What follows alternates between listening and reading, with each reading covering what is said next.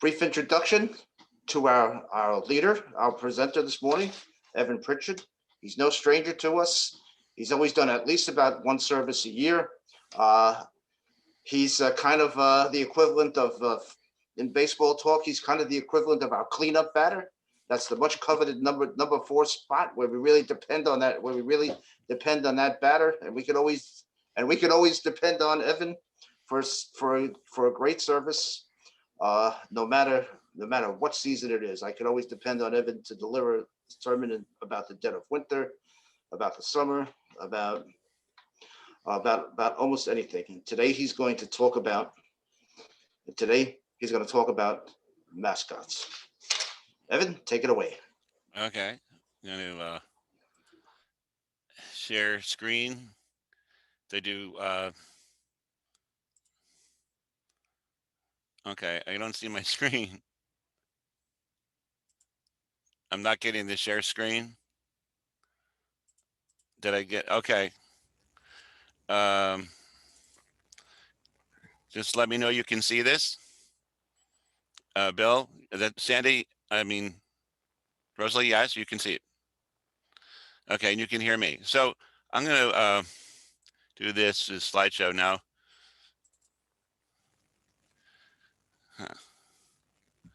Huh. From again. Okay, so what I'm really talking about today is keeping peace, being a peacemaker in our everyday lives. And one of the most volatile situations each of us faces is running into people fighting over mascots and sports teams. So I have some ideas about what to do about that. So mascots respect or benign slavery. And yes, that's meant to be a little bit controversial to get you thinking in a different frame of mind.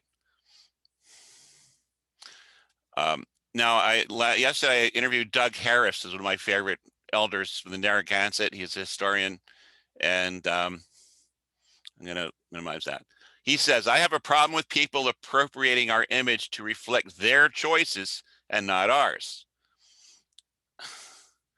Sports teams use the image of a Native American to say, we're more savage than anyone else, more savage than you.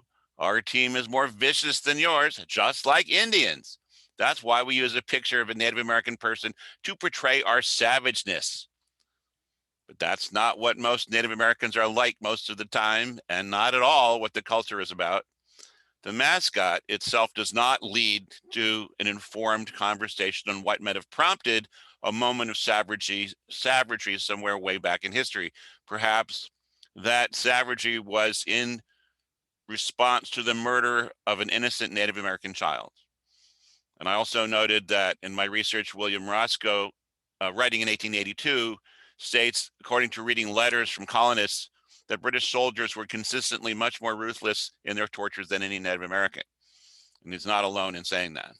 So this is my beginning square here. And so having said that, before you run out onto the playing field to tackle some unsuspecting mascot, just hold up. Think twice about it, because the scalp you save may be your own. Of course, I tend to agree with Doug Harris, and he makes an excellent point. But remember that if you think there is only one side to the story, there is someone else out there who also thinks there's one side of the story. And it's not yours, it's theirs. And so there's always potential for conflict here, especially with mascots. And Dennis Yerry kind of compares it to the issue of slavery in the middle 1800s. He has been at the forefront of anti-mascot movement in our area for 20 years, actually more. Based on his experience, he comments that to remove a team mascot may take 2 or 3 generations, and history actually backs him up. And that is usually, it's a highly volatile source of conflict and even violence. He was involved in the Onteora school situation where the school board got into fistfights at almost every board meeting for years over the issue of the Indian mascots and stayed late into the night trying to patch things up afterwards. There were massive protests outside the room, marchers and banners on both sides. Finally, one young student decided he wanted to have his team named the Onteora Eagles. He made up a petition, passed it around among his friends and students. It was overwhelmingly popular, and the name and mascot was changed overnight. the students did not have that same attachment to the name as some of the adults did. Now, many of our mascots have been around for over a century, and there's lots of lore behind each one. Lots of great stories. And Mike, here's some of your stories I'm going to tell are about the mascots. A good way to reduce violence in society is to help heal the mascot issue. Get to know that long history behind each mascot so you can give a nod to both sides and be, welcoming and inclusive.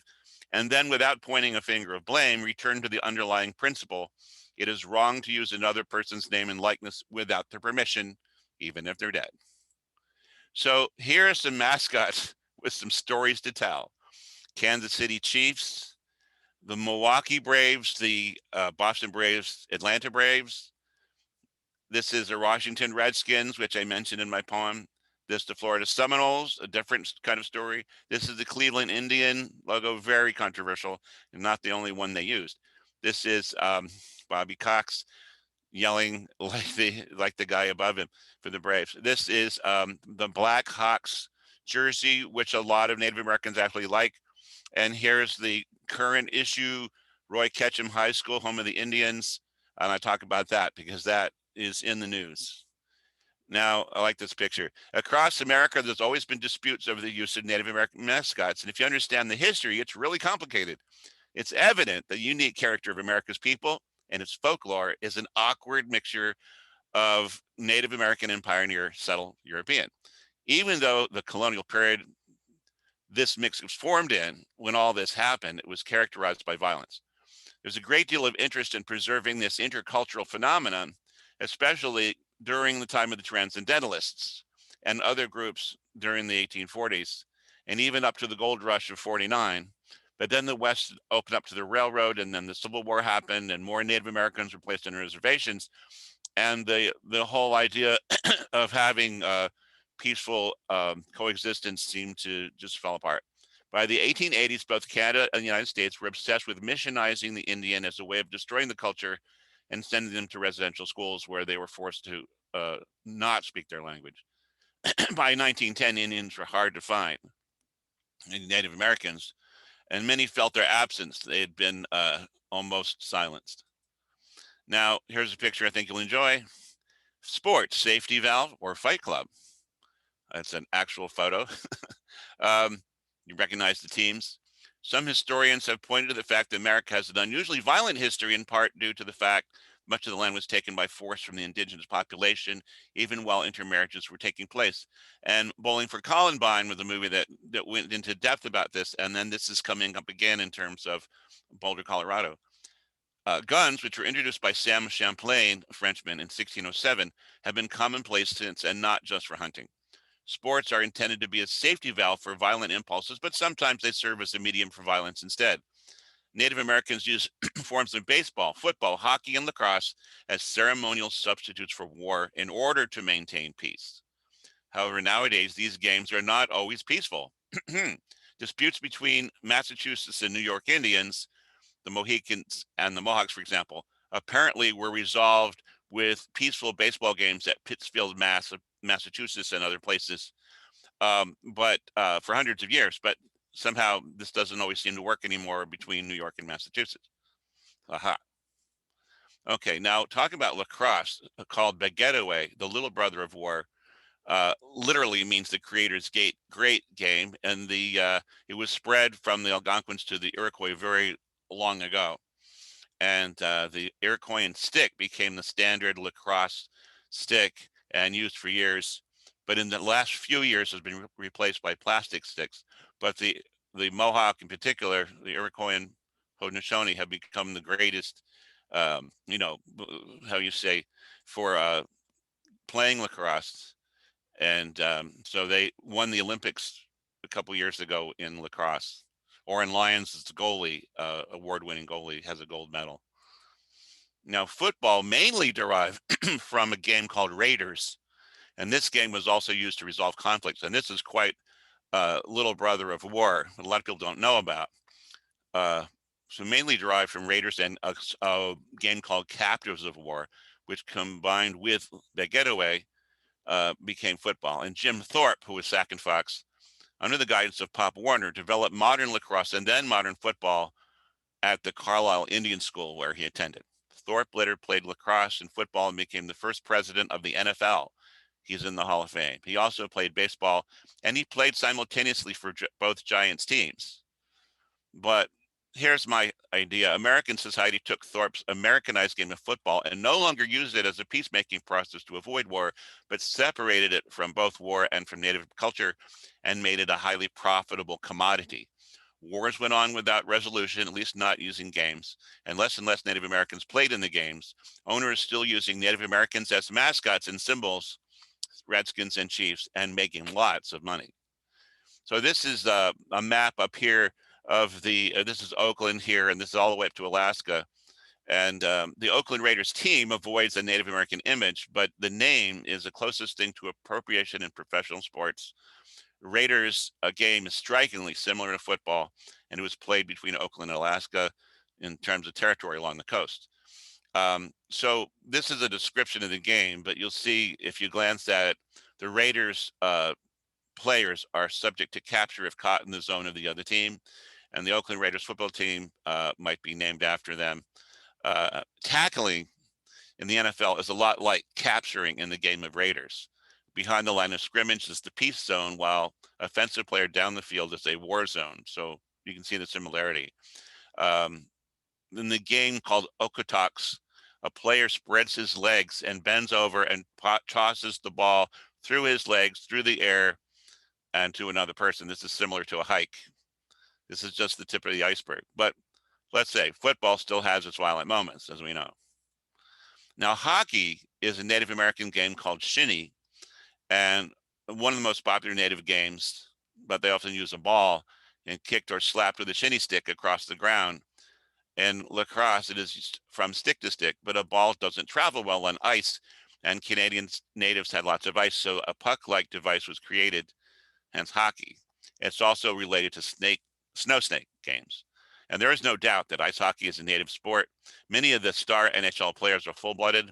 The Nolan family of the NHL are Ojibwe and Maliseet, and very dominant among players. The Chichus are Cree, and the Simons are Micmac. This is Jordan Nolan at the lower right, Ted Nolan's son, brother of Brandon Nolan. They're all champions. And up here is Chris Simon, who's probably some distant relative, but he's a pretty tough player. Who wouldn't want to play him? As you see why. Now, mascots add fuel to this passionate fire. And the big league games, the big NFL, MLB sports are based on Native American games from peacemaking rituals, but they also have inherent violence in them as a safety valve feature, which is a controlling feature to help peace continue. And the origin of Native American mascots are far from clear, but it may stem from an unconscious need to give back the game to the Indians, at the same time keep control over them as well, which has been the story of American history. As these games become big business ventures, income sources for entire cities, the optics change dramatically, and most Indian mascot teams have annual budgets of about $1.2 billion, while their closest relatives of those Indians as depicted are either living in poverty or wiped out as political entity, except for the Florida University Seminoles. We do see a kind of cooperation and profit sharing to the use of the mascot image, as you see to the right. This has been very successful, but no other teams have chosen to follow. In order to use the Seminoles name and likeness, they have a contract to offer scholarships to Seminole students, which does not cost them a lot of money and actually creates a very positive fan base. Now let's go to Lincoln. You say, why Lincoln? Well, you'll see. Second inaugural, his big moment at the plate, his grand slam. He said, "It may seem strange that any man would dare to ask a just God's assistance in wringing their bread from the sweat of other men's faces, but let us judge not, that we be not judged." Famous, and that's an actual picture of Lincoln here.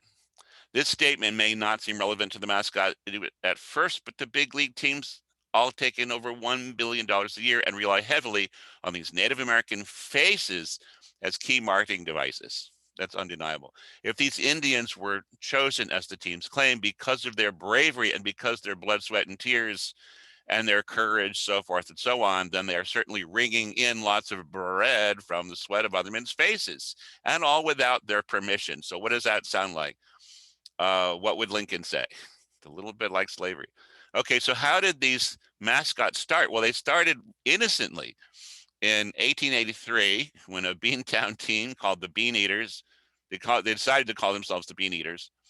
In 1912, this team became the Boston Braves. In 1932, an NFL football team started up in the same town called the Boston Braves, even though there already was a Boston Braves baseball team. It gets more complicated. And it got too confusing even then. So the NFL team changed to the name the Boston Redskins on Independence Day in 1933 to honor a half a dozen Indian players on the team and the owner, Lone Star Dietz, who claimed to be native. And in fact, he'd been at Carlisle from childhood claiming to be Sioux.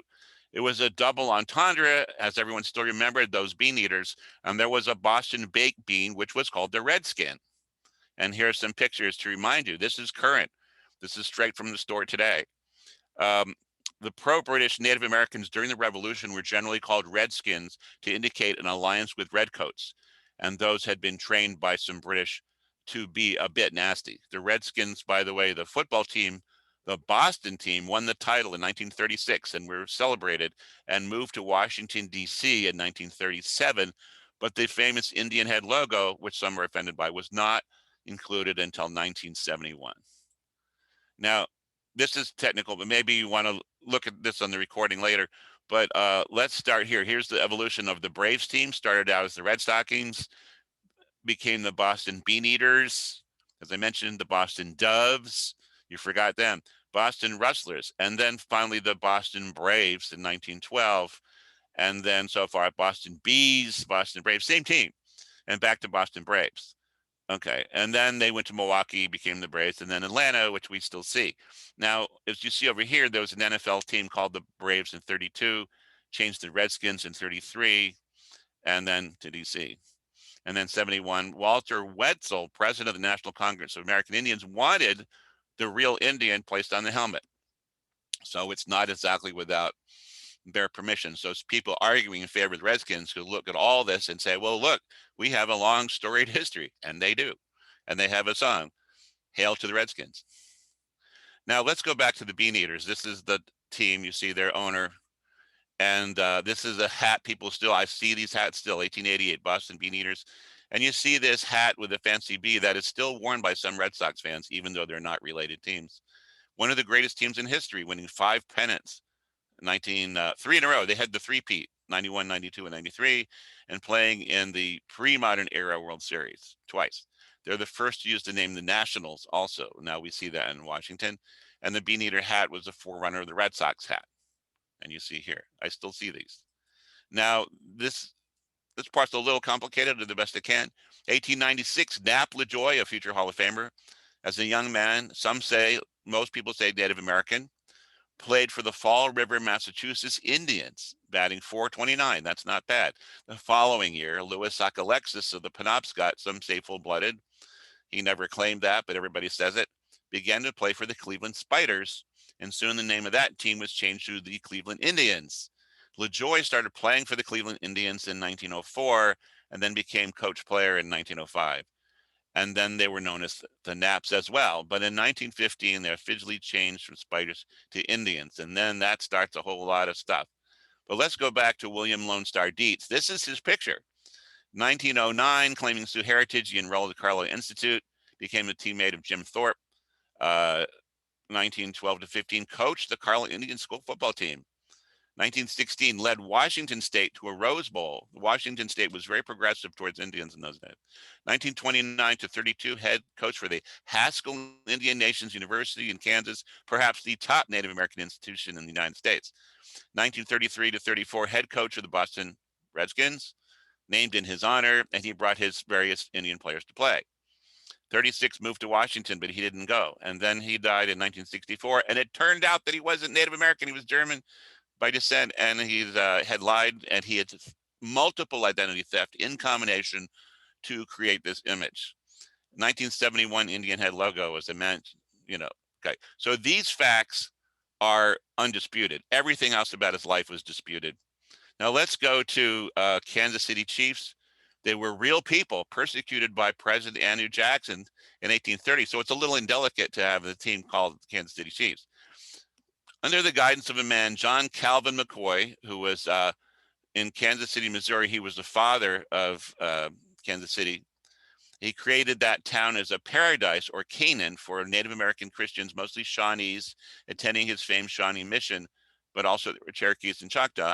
However, President Andrew Jackson's Indian Removal Act of 1830 forced all these Kansas City chiefs, their real ones and their constituents, to be pushed willy-nilly into Kansas prairies, and then they were overrun by white land grabbers, and many of them never reached Oklahoma but died on the way. By the way, the image on the right is a real Shawnee chief, Hawk Pope, probably descendant of some of these unfortunate Kansas City Chiefs. Now, I like the Chiefs. I like Patrick Mahomes. However, politically correct is not what it is. These people think of Kansas City Chiefs as they think of these three men. None of them are Native American or a chief. Patrick Mahomes won millions of fans for the Chiefs, and their revenues top $1 billion annually. I don't blame him, but just saying he's not one of these shiny Chiefs. Lamar Hunt started the team in 1960 on a few bucks and turned it into a most profitable business, and then passed away in 2006. Could he have done all this without the Indian logo? Well, who knows? Some will say yes, some will say no. But here's John McCoy. John Calvin McCoy started Kansas City, the father of Kansas City, and he wanted them to be safe from exploitation, but now they're exploited in the name of football, in my opinion. Boston Braves baseball team. Well, if you're a Mets fan, you don't really like the Braves very much, so that's okay. You're entitled. The tomahawk chop, the weird phony war chant, the face paint, the hafted stone age tool across their chest. It all started in the heart of urban New England in Boston. These are Boston uniforms. So that's a shock to many people. It's not about the Civil War at North and South. It's just about natives exploiting native identity. But this is the Boston Braves uniforms. And then they went to Milwaukee, and guess what? Not only do you have they continued the weird song, the weird chant, the weird tomahawk, but they brought in a weird singing Indian, and he's probably singing that weird war song. And there's Wisconsin behind him.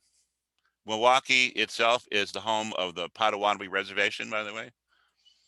And meanwhile, the Cleveland Indians Club mass producing insulting images of Native American men that I think most Native Americans really didn't like very much, but there's tons of them. There are some more. However, Hall of Famer Larry Doby was an Indian his whole career, first black player in LA history, and a really great player that would have had no chance if the team hadn't seen his potential. So I got to like the Indians for that. Now, Blackhawk was a real chief. You love hockey fans, right? And so you see over here is Blackhawk. Chicago Blackhawks jerseys have a drawing of the Sac and Fox chief, Blackhawk, who was the leader of Blackhawks War. Quite a fine gentleman. Many consider it an attractive and humanizing rendering of the man, maybe something he would have liked. Those opposed to all Indian mascots would point out the team makes $1.3 billion a year and gives nothing to the Potawatomi living on a reservation in Milwaukee, only 92 miles away. The logo exploits the heroic character as chief and his blood, sweat, and tears, as I mentioned, but to the tune of $1.3 billion, and gives him nothing in return. Well, he's dead, but there's a certain problem with that. Some would say ethically, making bread from the sweat of another man's brow, in this case, 200 years after the fact. So the question is this a benign form of slavery, or is it okay? And I think you'll find that people are probably 50-50. And by the way, I want to mention that I did go to their, when they won the Stanley Cup, I was there. So Evan, we got about 3 minutes. 3 minutes. Okay, Ketchum High School is very harmless, named after an actual person living there, Kent Ketchum, and this is still going on. And the team lost their right for the mascot August 17th of 2020. So name and likeness laws, they don't apply necessarily in the same way, but they apply in principle. Now, I got to mention Tucker Carlson. He has a patented argument for supporting symbolic attack on civil rights. including racist expressions, racial slurs, stereotypes, statues. He said, name the person who was harmed by this expression or symbol, and you win your argument. I want first and last names. Well, the easy answer is no one is harmed. But the harder answer is everyone's harmed. And this is the kind of argument I used to hear about Negro lawn jockeys on white people's lawns in Maryland. There were tons of them. They appear to be slaves, but when you ask the question, their masters would say, oh, these are groomsmen coming to greet those arriving on horseback with a lantern to welcome. Well, I didn't see a lot of people arriving on horseback on my block. And should it be put to a vote? Well, I just want to mention Henry David Thoreau said morality is not a subject to a democratic vote. If the majority wanted to execute an innocent man or start an unjust war, in itself would not be a reason to kill them. And likewise, he would probably agree that a majority vote doesn't qualify the use of an Indian mascot. So who suffers? Well, it divides the American public. If Abe Lincoln were here, he'd say to the Indians, Redskins, Blackhawks, and Braves, quote, with malice towards none, with charity for all, with firmness in the right as God gives us, the right to see the right, let us strive on to finish the work we are in, to bind up the nation's wounds, to care for him who shall have borne the battle, and for his widow and his orphan, to do all which may achieve and cherish a just and lasting peace among ourselves and with all nations. He could have been talking about Native American nations. And here we go, a just and lasting peace. Well, Deb Haaland has just been confirmed as the first Native American cabinet secretary for the Interior. And the country has been torn over the issue of Indian mascots and, of course, the shameful legacy of mistreatment and more of Native American peoples and cultural and physical decimation for over 100 years. And with Deb Haaland as Secretary of the Interior, let us, as Lincoln admonished, bind up the nation's wounds. And that's my story. Thank you for listening.